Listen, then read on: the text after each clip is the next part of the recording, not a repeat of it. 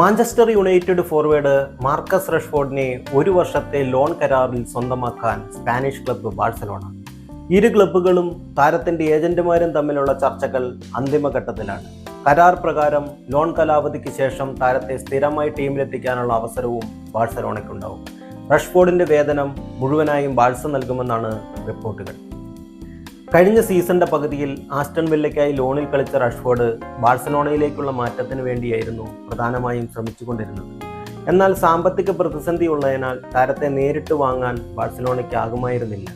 ഈ സാഹചര്യത്തിൽ ലോൺ കരാറായിരുന്നു ക്ലബിന് മുമ്പിലുള്ള ഏറ്റവും അനുയോജ്യകരമായ മാർഗം.